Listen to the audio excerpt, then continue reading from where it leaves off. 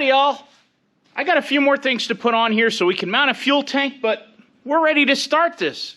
Except, I need a carburetor for the pony motor.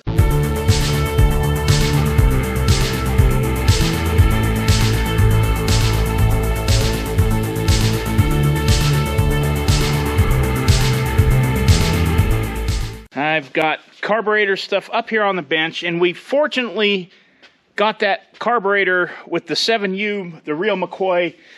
Unfortunately, a lot of those D4s out there have had the magnetos and carburetors already taken off of them. So I'm up here on my shelf, and I should have a carburetor kit in here. There it is. Cleaner's doing what cleaner does best. Just initial cleaning before I take it apart. Get some of the worst off. We kind of went down this carburetor road before, and it ended in disaster. The one off of 4G, the original one, is trash. The inside of it was just pitted terribly. I couldn't get anything freed up. The butterfly was stuck. The only thing that was salvageable was some of the parts of the bowl, but even that, not many parts were good. I found this one on eBay. It is the same model carburetor, but it's backwards. This is for a John Deere pony motor. The bowl will work, but nothing else will change over. We do have that carburetor that the cleaner's cleaning up in the tank over there that came with the 7U, the real McCoy. Fortunately, we went back the next day to get a few bits and pieces, and he happened to have found it, and I'm glad he did, because that might be the savior of this project. I did pick up some brushes and needles. There's a lot of small ports that need to be cleaned out in here. That's not good. Yeah. That's really not good. Yeah. This is what's really worn. Yeah. Yeah, look at that. This is Buddy. He's our resident cat expert, right? Yeah, you know cats.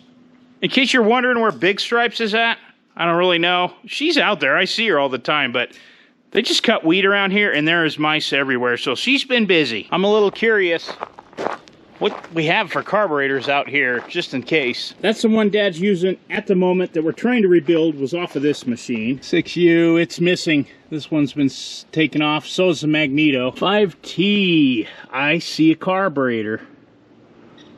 So this one is a possibility. And it would be close. It's a D4400, same era. This is a 7U can opener, and I see a carburetor. So there's two. I shouldn't even bother looking because it's pot metal. I'm sure it melted in the fire, and it's probably damaged beyond use. Yeah.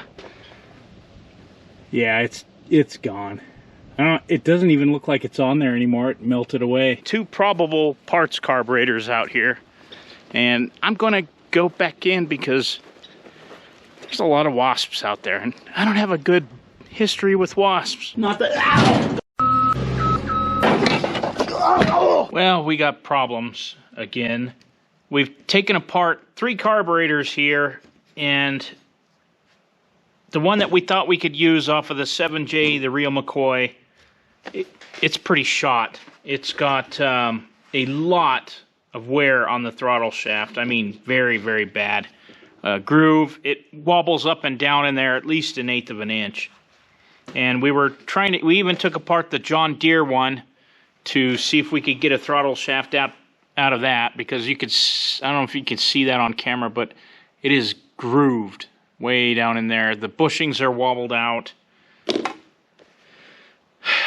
think we might end up going out and pulling carburetors off of the one more. We got one more chance that we'll have a carburetor that'll work. Howdy, Festus. Looks like we meet again. Looks like you got a graze from a couple of fights ago. I reckon we're gonna need that carburetor. Now you rascals just back off. You already plumb took my tracks. What do you think, Big Stripe? Holy sheesh. What? Look at the size of that spider. Oh my. He's a biggie. She. Hi, kitty. Stay away from that spider. He's a mean looker. What are those? 7/16? Uh-huh. Yeah, those are 9/16 down there that bolt into the manifold. You know what? I wonder if we ought to yank that magneto off of here too while we're here. Get in and out of the weather. Now I'll have to really cover this up good. Yes, we'll have to. You know what we'll do? I'll make a blind gasket and a small plate, and we'll cover up the intake. All right, and that's a completely different looking magneto too. Yes, it is. That's that one's a Caterpillar one. That's no Eisman. Hey, it's not even on there. Somebody had it off. Really rusty. Well, we'll bring it in. We'll see what we got. Well, we got the magneto off. This is a, oh, it's an American Bosch. Made for Caterpillar, it says. Taking the governor off so I can get to things in there. Yoink. Yoink. Oh, that'll clean up. You could hone that out. It ain't pitted like our 4G was. Honestly. Fuel line off here while we're here? We might need that for 4G. That's what I'm saying. Yoink. Well, we got a few good parts. A few parts we need. I'm gonna button this thing up and we'll get all this stuff inside because it looks like a storm's coming. Good haul from the D4 parts store. Old Festus, he runs the counter there. He's kind of a grouchy old feller. Well, one of us got into the big spider. He might have been me. I went around there the other side where Dad was and might be inside my Bilbo Worlds right now. Hey, Big Stripes. How are you, sweetheart? I know. I know. So I have the best idea ever to plug up this hole where the carburetor was and the magneto. Cleaners even took the liberty of punching out holes for the studs to go through. Seriously, I do love this stuff. It does work really well for miscellaneous, especially when this gets hot. That will seal that tight.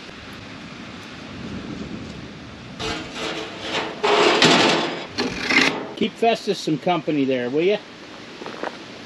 He's been a little down on his luck lately. We're gonna put this in the vise. We're gonna take it apart. Same story as all the other ones. Unscrew the screws, desolder the solder so you can unscrew the screws, yada yada yada. And hopefully we can get something that we can build out of these.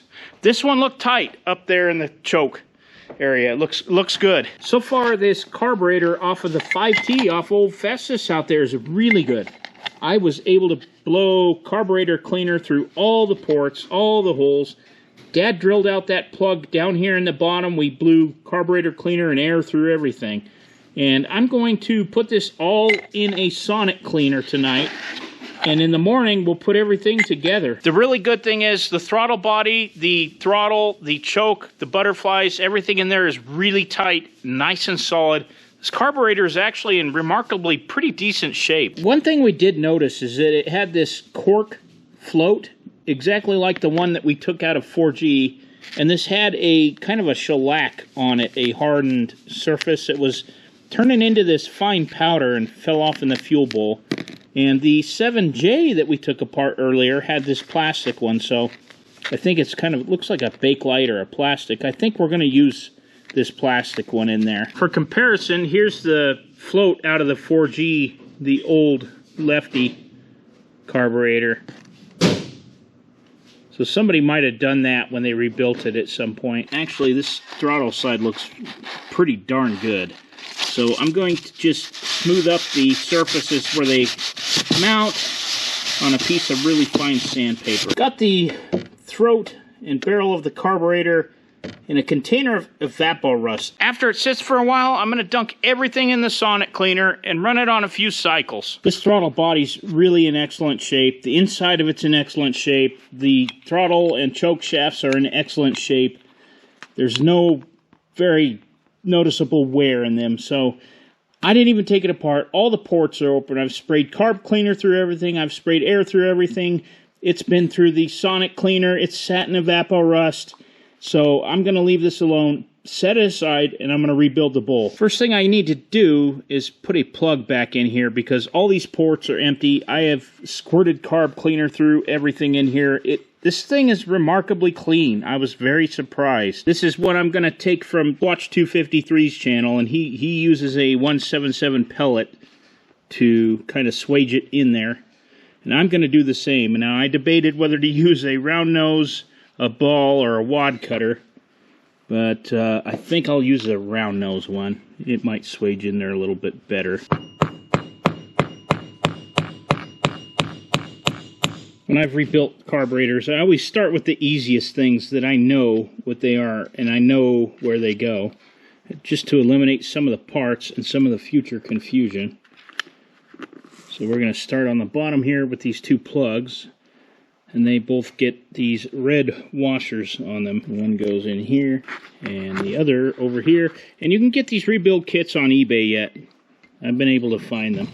One thing I've found with all these carburetors, and I've taken now several of them apart all the way through the 5T series, and these don't need to be super tight, but they're all a little different. Up next, I'm going to put this, what they call a jet compensator, that goes right there in that hole. It's extremely small, so it can be lost very easily, and it takes a very fine-bladed screwdriver that actually fits inside of there.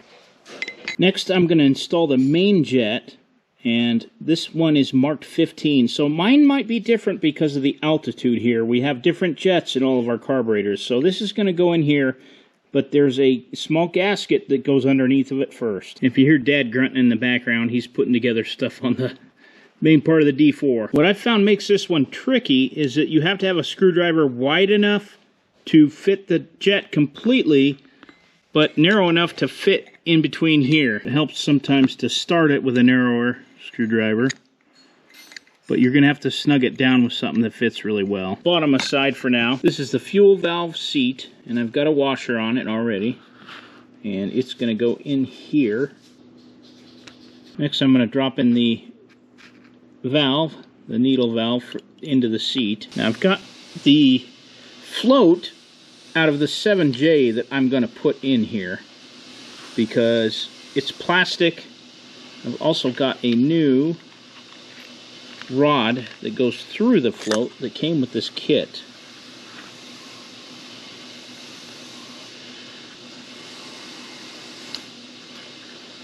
There we go. This goes in here like this. And there's a little gasket on here. Now, I had to open up another kit I have because they are not the same. I have a kit for an early model, which is what I bought for 4G. Obviously, this is off of a 5T. But there's a little gasket that goes on here. And I need to hold this gasket on here and hook that little fork in the top of this. Like so. And I'm going to put a screw in here. There's 5 screws that go in the top of this carburetor bowl, and one of them's longer. The longer one goes on the outside over here, but this one actually just screws into the top of the carburetor bowl. I'm going to check my float level. That looks pretty good to the very top of the float, not on the edge where it's curved. We're about 1 1/8 right there. I'm comfortable with where this float is, and the picture right here says it needs to be with 1 1/8 plus or minus 3/64, and we're pretty much right on the money. I'm going to put my gasket on here. I'm putting the gasket on the top of the carburetor first, and kind of have to finagle it around that pin that holds the float. I got to make sure that I guide this into the jet that we put in down here in the corner.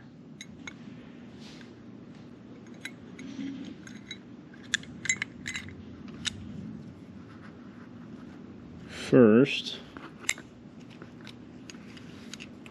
There we go. Now I can put everything together, and the tall screw goes up here in the front, and the rest are the shorter screws that go around the outside. Don't forget that one in the middle. I'm going to put a little thread sealant on this fitting right here, just a dab. And it's sensor safe, so none of the sensors will get damaged on the machine. And I remember when I took this off,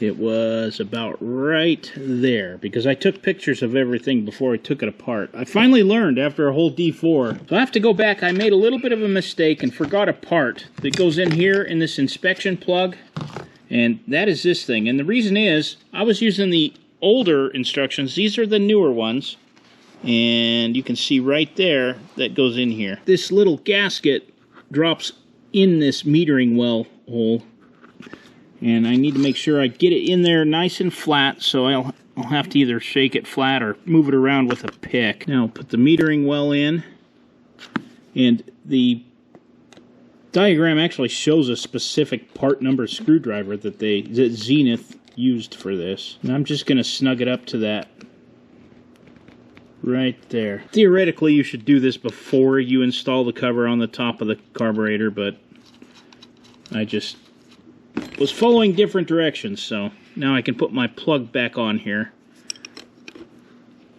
Adjusting screw that goes in here, and the instructions tell you to put it in lightly against the seat and then back it off one turn as a preliminary starting place. So I'm going to push it all the way in, lightly against the seat, and this should go by hand, yeah, all the way. That's pretty good right there. I'm going to put the spring retainer on here first before I adjust it. So I've got this adjusting screw snug, just snug against the seat. Now I need to back it off one full turn. So there's 1/2. And there's one full turn, and we'll start there. Now that I've got the bowl done, I've set it aside, and as far as this goes, yes, I've taken 3 of these apart now. I've desoldered these screws that are in there and took them apart and cleaned them. I've had this in the sonic cleaner. I've cleaned it off really well. This thing's nice and tight. So there's felts that you can put in here and cups and washers in here to clean this up. I'm not even going to bother. This one's in the best shape of any of them that we've actually taken off of a tractor yet. So I'm going to leave it alone. I'm going to put together what we did take apart over here. I'm going to go ahead and put the fuel bowl on here, and that's going to go like so.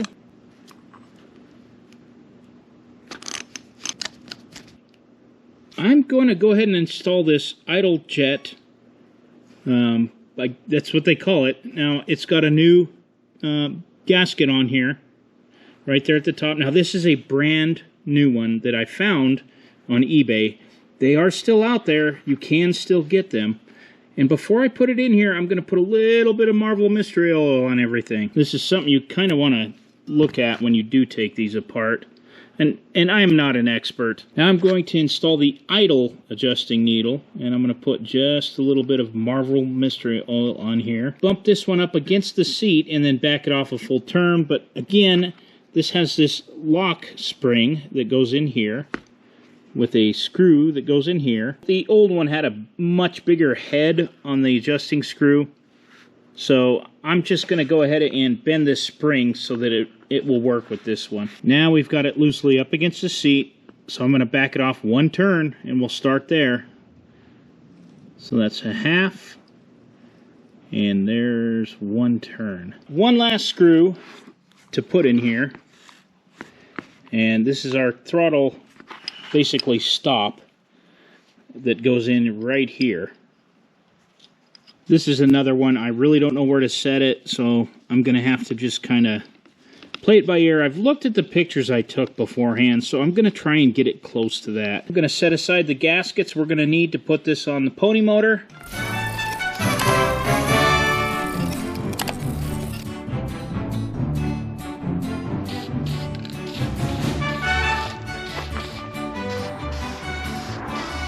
That's it. We're done. As soon as this paint's dry, we're going to put it on the pony motor. I do want to thank you for watching, and we'll see you on the next one.